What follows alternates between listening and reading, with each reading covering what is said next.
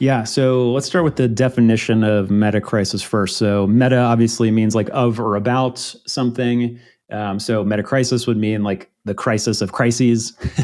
So you can imagine all the crises at play, and everybody's talking about different crises or multiple crises, right? So you've got the political crisis, the environmental crisis, the educational crisis, the technological crisis, like you name it, right? The artificial intelligence crisis.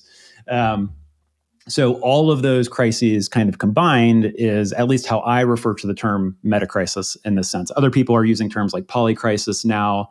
Omni-crisis, I think, is being used, or other people have different definitions of meta-crisis. But just for definition and terminology purposes, that's how I refer to the term meta-crisis. So what the question then is like, what has led to all of this? The meta-crisis, kind of like we started talking about at the beginning in relation to like money and meaning, the meta-crisis is something that I've been following really since the terminology started bubbling up. It was one of those things, again, where it didn't have a name initially. And then at some point, meta-crisis got slapped on like this corner of the internet of people who were interested in all of these different topics. And actually on that resource that you mentioned on metacrisis.org, I have a page of hashtags, which basically is an amalgamation of all of the people and all of the projects and how they, in their own words, are describing what they're working on. And there are like over 250 hashtags on that page, maybe over 350 now. So you can see the huge range of people that are in the meta-crisis space or in adjacent spaces and things like that. So it's a big range of people. But what I wanted to do and what I did over the years was, this is another project or like just side interest that I feel like I've developed over the years, where maybe 3 years ago, I wrote a post about, it wasn't specifically about the meta crisis, but it was about, humanity's ultimate challenge. And the conclusion that I came to at that point was that humanity's ultimate challenge is ourselves. And I went into psychological development. I went into technology. I went into work, relationship with work, 5 different areas in that post. And since then, it's just something that's been incubating and simmering over time. That's how a lot of things work with synthesizing, is like you've got all these dots connected in your head, and then unconsciously, they'll connect and an aha moment will happen or something. But most recently, what I've come to the conclusion of is that the meta crisis is a me crisis, meaning that in Daniel Schmachtenberger's terms, the generator function or the root cause or the most urgent and important problem, or however you want to phrase it, to me is ourselves. In other words, our quote unquote selves, our sense of self. And this ties back to all the ego development theory stuff and everything else in terms of what I've seen. When people talk about a lot of this stuff, they usually start with technology is outpacing wisdom.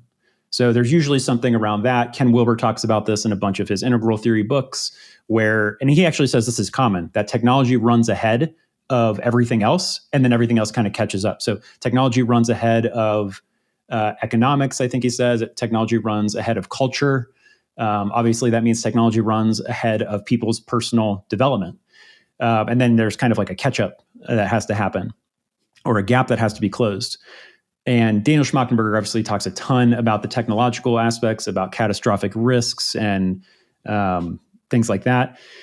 But I see all of that as the superficial problem. That's the problem you can see. If you're just looking out at what's going on, you would say, oh yeah, like there's a technological problem. Obviously now all this stuff with AI and AGI is kind of at the forefront. I see that as the superficial problem. The deeper problem to me, if you do like a 5 whys, like root cause analysis or whatever, like why is that? Why? To me, it is all a byproduct. All that superficial stuff is a byproduct of ourselves, our sense of self. And this gets into ego development theory, where 80%, according to Suzanne Cook-Reuters research, 80% of Western humans are still what she calls watershed. Yeah. So they're still in conventional levels of development, post-conventional development.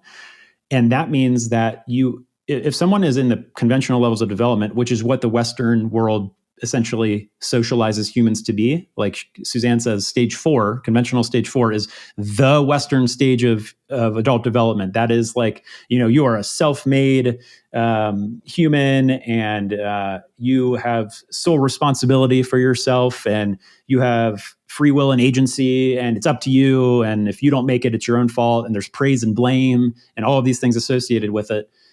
That all of those things are a byproduct of that sense of self. and 80% of Western humans are still there. So to me, that is the thing. Like, I don't feel like the world has to go to the end, like the transcendent end, and everybody has to be enlightened. I just feel like you have to get a bigger tipping point past that watershed into the initial stages of post-conventional development. And that's where that first stage of post-conventional development, stage like 4 or 5 or whatever it is in EDT, that's called like the self-questioning stage. So if only 20% of people have reached the stage of self-questioning, being able to question, observe their own mind, and therefore question it, reflect upon it, and all of that, then it all makes sense, right? It makes sense why all these other things are byproducts of people who still think that they are their mind. They are their thoughts, they are their ideas, and they are self-made, and all these types of things. Suzanne even told me that the whole lottery of birth concept won't resonate with people until the post-conventional stages, because they don't view it that way. They still think they're self-made. They did it all by themselves. They pulled themselves up by their own bootstraps. And Suzanne, she acknowledges and empathizes with that, because we've all gone through that stage where we thought that. But then, a lot of people, 80% of people still haven't reached that stage where they can question that and realize, oh, that's not seeing the holistic bigger picture.